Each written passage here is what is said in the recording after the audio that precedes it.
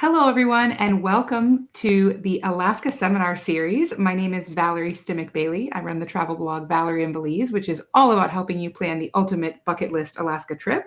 And you have tuned in to a video all about Whittier, Alaska. Now, you may be visiting Whittier on a cruise, you may be visiting Whittier on your own, but whatever brings you here, Kelly and I are so excited to have you. This is Kelly Bender from the Whittier Chamber of Commerce, but she also works with Lazy Otter Charters. She's going to tell you all about that. But I'm really excited to tune in and learn all about visiting Whittier. I've been many times, but you're going to learn all about visiting Whittier and everything that you need to know if you're visiting in 2026. If you have any questions, please feel free to put them in the comments. This video is pre-recorded, but I monitor those comments. And if I don't know the answer, I will reach out to Kelly and she can help me get the information that you need for your trip. So without further ado, I'm going to hand it over for you. Kelly, take us away. Happy to be here to tell you a lot about Whittier, Alaska. We call it the gateway to Prince William Sound because if you're coming to Whittier, you're probably going to get out on the water and out into magnificent Prince William Sound. So I'm going to tell you a little bit about what to expect there and how to get there and answer any questions you might have. So this is just a little map to kind of show you where we're at and to show you how easy it is to get to Whittier. We are easily a day trip away from Anchorage. That's kind of the headquarters of Alaska. Most people are flying into Anchorage. If you look at the first slide, the map of Alaska, we're there in South Central Alaska.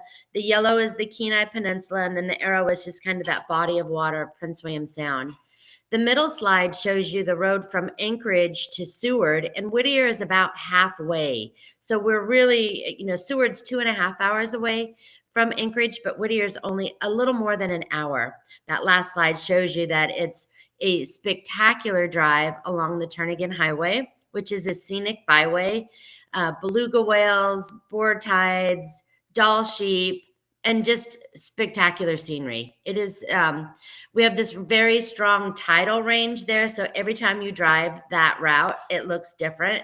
And even as a resident, I can't get over how beautiful that drive is every single time. So you drive to Whittier in just an hour, but the interesting thing is to access Whittier, the only way is via a one-way tunnel that we share with the Alaska Railroad. So we like to say Whittier is unique even by Alaska standards, right? So there's this one-way tunnel. You drive down the Turnagain Highway, you come to a staging area, and then you have to pass through the tunnel. The tunnel opens on the half hour coming into Whittier, so 9:30, 10:30, 11:30 throughout the day, and then you go out of Whittier on the hour. 1, 2, 3, and you have 15 minutes to transit. So it's very scheduled. It is the longest highway in North America. It's the longest shared highway tunnel in North America. It's 2.5 miles and takes just under 10 minutes. The train that you see there is the passenger train. So you can drive through, and you were not able to drive through the tunnel until the year 2000. Before that, you had to load your car onto the flatbed of a train and take the train in. So it is still very unique. So 2.5 miles, just under 10 minutes. You can bring a passenger train in all the way from Anchorage. So a lot of cruise passengers come via a train, but also independents can come via a train. And it's a very pretty train ride along the Turnagain Arm. The nice thing about that is your hands free, right? So you get to just look all around.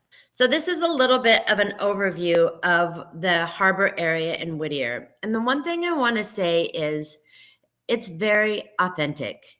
Listen, we're a working town, right? You're probably going to see some freight trains coming through town because Whittier is a railroad town. We're a working harbor. We've got fishing industry there, and so the fishing fleet might be in. And we're the closest place for people from Anchorage to have a boat. So if they want to boat out of Seward, it's 2 hours away. From Whittier, it's only an hour. So a lot of Anchorage and Wasilla and Valley residents keep their boats in Whittier. When I told you, we say we're unique even by Alaska standards, but we are a small community of just about 300 residents, 300 year-round residents. In the summer, population probably explodes to between 500 and 800 people working the charter boats and the tour and the cruise ships, and the railroad activity increases in the summer as well. And Whittier started as a secret military base. I'm not sure how many of you know, but Alaska was occupied during World War II. So General Buckner knew that he needed to find supplies into the interior, a way to get supplies into the interior for the war effort. So they built the Alaska Railroad. Now, Whittier is a year-round deep sea port, ice-free, deep water, and so they built the railroad and those two tunnels so they could get freight into Whittier and into the interior for the war effort. And it was a secret military base because we're surrounded by these mountains. You can see that from this picture, and often sometimes has a cloud cover, and so it couldn't be detected from overhead. There are two large buildings in Whittier that are left over from the military in the 1950s. One is a tall high-rise building that 90% of the residents live in this one building, which makes it very unique. We have a lot of military history there. We have a fabulous museum in Whittier. If you are interested in World War II history, this is the place to go. This is an outstanding museum by any standards, but especially for such a small town. People don't expect to have this just very thorough, really well-appointed museum. And there's some really fun pictures of the 1964 earthquake in the museum too. We are less than 50 miles from the epicenter of that 1964 earthquake. So a lot of changes in Whittier since the earthquake. But here's a nice picture of the harbor, and I'm just going to give you a little overview of what we're looking at. So to the right, in the right-hand corner, you'll see some buildings, and what you don't see is there's a circle there that you can drive through, and that's kind of, we call it the triangle, and there's shops and restaurants and beautiful view of the harbor there and of the Passage Canal. So that's a fun area to visit. And then most of the shops are right there along the waterfront. Little shameless self-promotion there with the Lazy Otter Cafe and Whittier Fudge Shop. That's where our offices are. Right across from that, you'll see that there is an arrow and a little pointing towards the screen that out you can't see towards the left side of the screen. That is a pedestrian tunnel so that you can walk under the railroad tracks to get to the other side of town, which is the museum and the store and the baggage towers. But most of what's happening in town for visitors is happening right here in the harbor. There's some shops and restaurants along the waterfront. You can see that on the Holland America Princess Cruise Terminal. So just in front of that is a really pretty looking building. That is the Inn at Whittier, lovely little boutique hotel. And the Holland America Princess Cruise Terminal is right there. So that ship comes right into town. Right across from the Holland America Princess Cruise Terminal is where the train stops. We don't really have a depot. We have a tent, but the train pulls up there every day, offloads passengers, walk right across the street to the cruise ship terminal or to Phillips Cruises. Many people will come into town to go take part in the 26 Glacier Cruise. So you can walk right across from the train to your vessel. The left-hand side, you can see that's about where the tunnel that you came into town. It's about 1 mile drive from the tunnel into town. Now, in the middle of the screen, you see that little arrow. It's pointing out the new cruise ship terminal. That terminal just opened in 2025. This is Norwegian Cruise Line, and the Regency also come to this new terminal. This terminal is owned by Norwegian Cruise Line and Huna Totem Native Corporation. Beautiful spot. Show you what that new terminal looks like and what that view. So you're looking at the community of Whittier from there, and here's the new terminal. So several other lines are coming this year, and not all of them have been announced, but we're having several new ships come into Whittier this year. Now, this is about a mile from Whittier, and there is a company in town that is doing shuttles from the terminal to town. So no worries about, well, I'm staying on board the ship. How do I get to downtown? Or my shuttle doesn't leave till noon, but I want to go check out your charming little community. There are shuttles that will take you there. For those who come by train and are getting on a Norwegian ship, there are also shuttles from the train to the cruise terminal. To be honest, this was our first year and it took a little while. Everybody had to figure it out, but it seems like we've got it pretty smooth right now. And what a spectacular setting this new cruise ship terminal is sitting in. When I went to visit one of the Norwegian ships and I walked on board, and they have those big glass windows, and it's just reflecting the mountains that are right behind this cruise ship terminal. It stops you in your tracks, literally. So this is a picture taken in May. So you can see still have some snow on the mountains, and that contrast of, I love May and I love September for the contrast in colors with a little bit of fresh snow and but the greenery starting to pop up. So what to do, where to stay, what to see? I like to say anything you can do in Seward, you can do in Whittier and in Prince William Sound. A lot of people are probably more familiar with Seward, and Seward's fantastic, right there on the edge of Kenai Fjords National Park. And a lot of people go for the wildlife there. But what you can do in Seward, you can also do in Whittier, in a little bit smaller community, but also more protected waters. We are smaller. We have the Inn at Whittier, lovely boutique hotel, 25 rooms, lovely restaurant right on the harbor. So fun to sit there, have a beer or a meal, and just watch the boats come and go. Glacier View Suites and June's B&B condos, they are up in the big baggage towers in the big high-rise building.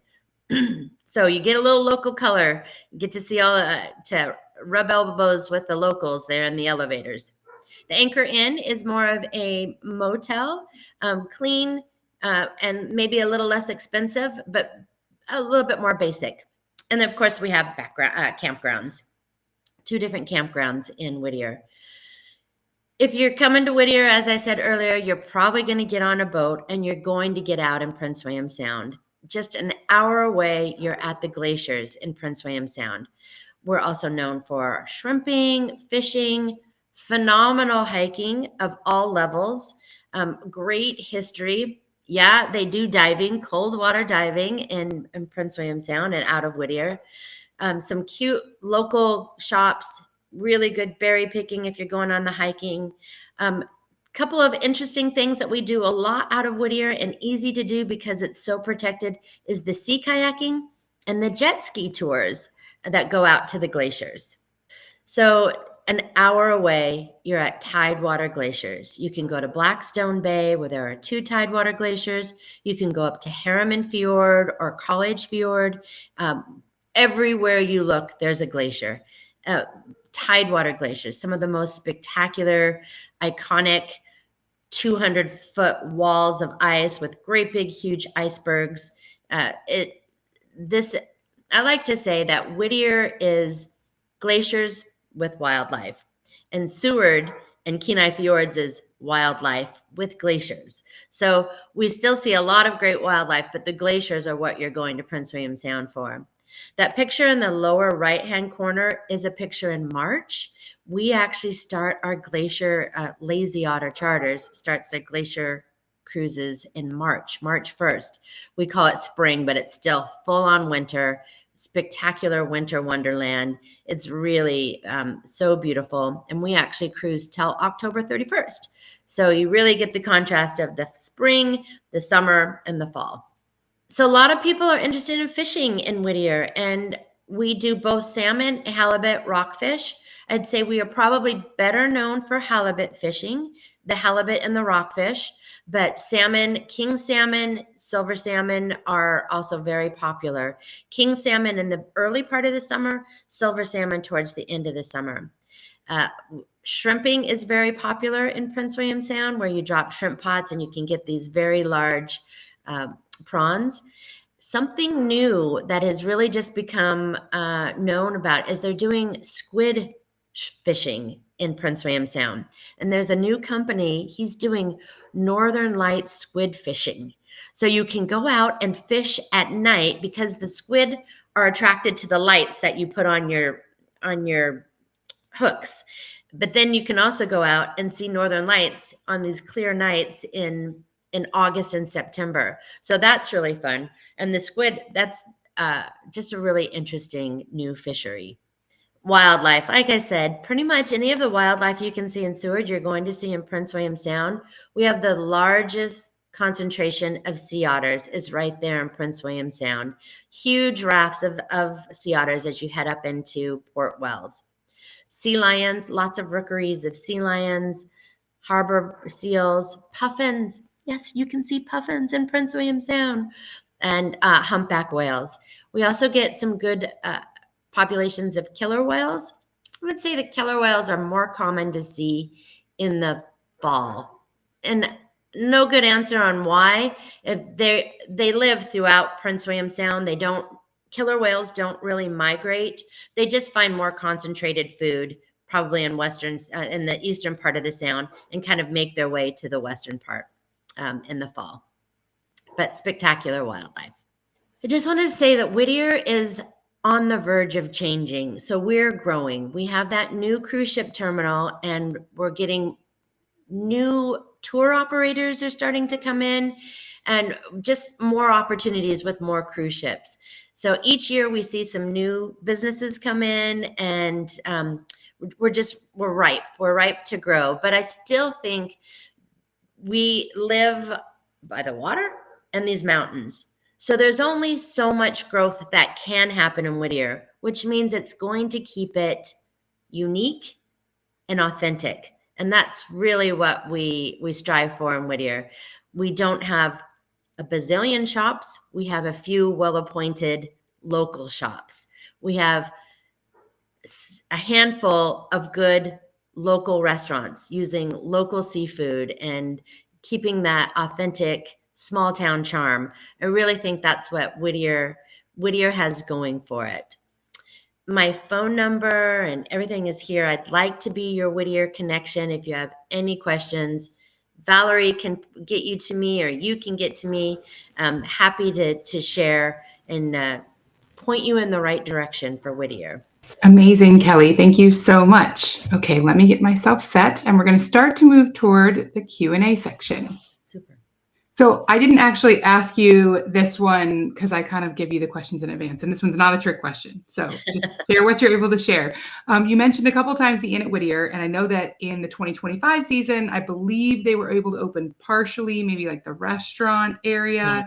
Do you have any updates? Because that, for context of anybody who's not aware of it, that property had some severe water damage a couple of years ago. They've been closed for several years. They haven't been an overnight accommodation option. How is it looking for 2026? Looks great. I have been told the rooms will be open for 2026. And the restaurant did open this year. They were closed for 2 years, and we missed them dearly because it's such a lovely property. And it's so nice to sit on the harbor and have a good meal or a nice cocktail and watch the boats. I mean, it's just so fun. So yes, rooms will be open in 2026. Amazing. That's really good to hear. And even for locals to have that extra option for, entertainment and socializing in a small town. And they are 25 rooms. So they're a little bit small, but they do have another property across the street that they can accommodate groups. Okay. That's great to know. Thank you. Okay, so let's get into some of the questions from the community. As I mentioned, I actually get questions from my community in advance. If you have questions, dear listener or viewer, just put them in the comments below, and I keep an eye on that all year long to help make sure you get the info that you need. Got a couple questions about the logistics of getting to and from Whittier, which I know you did cover. It is a little more complicated than getting to some other places on the road system, but we're going to go through a few other questions. So this one comes from Fox. The question is the best way to get from Anchorage to Whittier when the train isn't running. Now you can drive, but is renting a car and driving the best way to do it? Renting a car and driving is one option for sure, but there are several companies who will do the transfer, and you can do it as just a transfer, or you can do it as a tour. So a local company is called Bear Bear Valley Roadrunner. They're based out of Whittier, and they're very great about custom. What time do you want to go? What time do you need to go? And getting you to and from Whittier. And they'll wait, if you need to get dropped off for a tour and picked up later in that day, they're fantastic. We also work a lot with Salmonberry Tours, Great Land Adventures.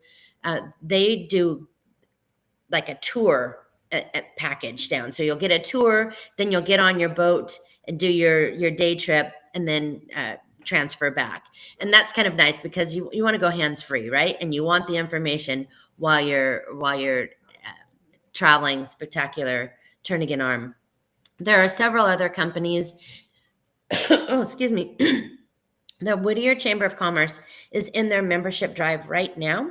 And by January 1st, the website will be updated with all the new transfer companies and then the rental car companies. So Avis for sure works out of Whittier, but there are a couple of new smaller rent-a-car companies and that are joining because of the new cruise ship terminal. So watch the Chamber of Commerce website for those new members.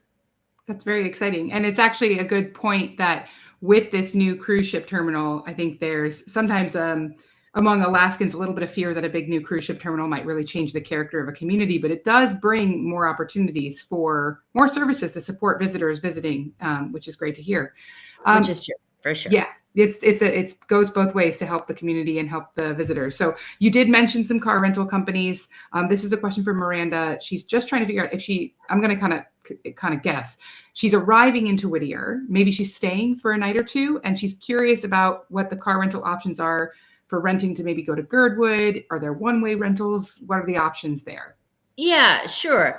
Absolutely make your reservations in advance, though. Don't think that you're going to show up in Whittier on a cruise ship and get a rent-a-car. Not possible. I think a lot of cruisers think that, and it's true everywhere else in the world, that you can get off the ship and book maybe some other shore excursion. Not true in Whittier at all. You absolutely have to pre-book anything that you want to do, either through the ship or make the reservations on your own before you get there. But yeah, you can do a car rental round trip from Whittier, and Girdwood's only 30 minutes away and Anchorage is an hour away. And there are some fun things to do between Whittier and Girdwood. The Wildlife Conservation Park, stop at Portage Valley and do a little hike, Portage Glacier cruise. So there's some really fun, beautiful things just between Girdwood and all the fun things there are to do in Girdwood. But definitely, absolutely make reservations in advance.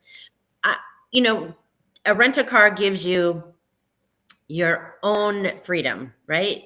You get to stop where you want to stop and see what you want to see.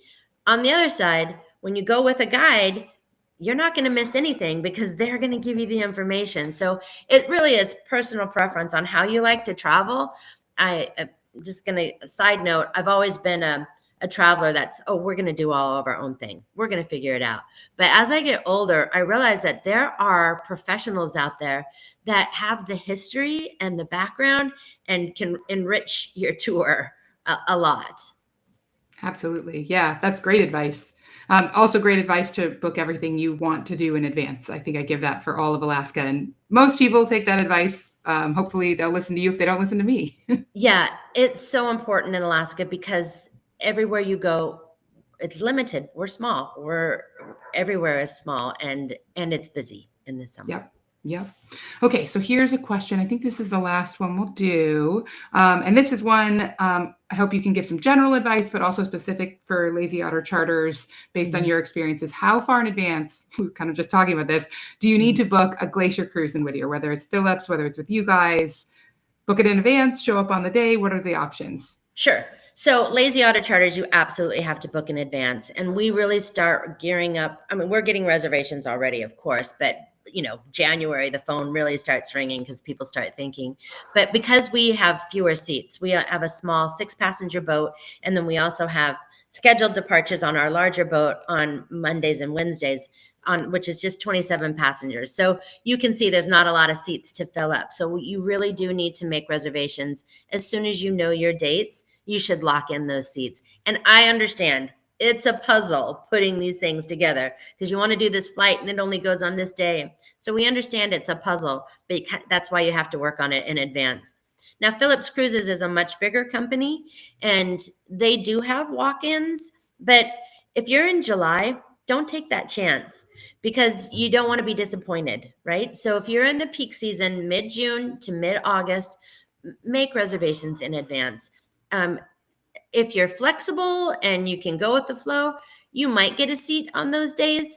I do know that Phillips Cruises does have walk-ins, but and they do day of, but you might not get a window seat, right? So, not to say that you can't go by the seat of your pants sometimes, but you better be real flexible if that's the way you're going to go. Yeah. Actually, that brings up another question I'd love to end on, which is in the event that someone shows up and they like to wing it, maybe they don't get a seat on the Glacier Cruise, or that's not what they're interested in. What are some suggestions you have for day of activities, like companies or just things you can do around Whittier that people might enjoy? So we have a really fun option. It's called a ride along. So we do sightseeing, but we also do water taxi, which means water taxi to us is taking out a group of kayakers to an appointed beach, dropping them off, and then picking them up at an appointed time later. These are kind of backcountry kayakers, and they're going to go camp for a couple days. But we're going out into the heart of Prince William Sound every single day. And you can, if you just sign up, if you show up at the last minute, pop into our office, see where we're going. And if we're going somewhere interesting, it works out. And it's for a per person price, can be a lot less expensive than a whole day of sightseeing. Now, it's not a tour per se, but of course we're going to stop if we see any wildlife. And our captains and naturalists on board are always going to give information of whatever they see. So that's a really fun option. The hikes in Whittier are really, really fun. There's and they're for every level. So an easy hike, and you get a good view of Billings Glacier, or a little bit more advanced hike up to the top of Portage Pass, where you can look over to Portage Glacier and over Passage Canal. Our museum is fabulous, and just kind of walking along the harbor. I mean, that's really, sometimes I take it for granted how fun that is, just to go see, the locals. What are they doing? Look at the different boats. That's always great fun. Yeah. Great suggestions. Thank you. So I think we will wrap things up here. I just want to say thank you again, Kelly, for joining me, for sharing all about Whittier. And again, if you are watching or listening and you have questions, please let me know in the comments on YouTube. If you are listening to the audio-only version on your favorite podcast player, you can reach out via my website, which is valerievalize.com. If you've enjoyed this video, I would appreciate if you liked it. That helps other travelers find it in YouTube. And you can always subscribe or head over to my channel to see all of the other videos in this series, which 2026 is the biggest series yet, with over 20 destinations being featured. So you probably can find a video for wherever you're hoping to go in Alaska, and maybe some places you've never heard of or never thought of visiting. In any case, I'll say one more time, thank you again, Kelly, and I look forward to seeing you for 2027. Thank you so much for this opportunity to talk about Whittier.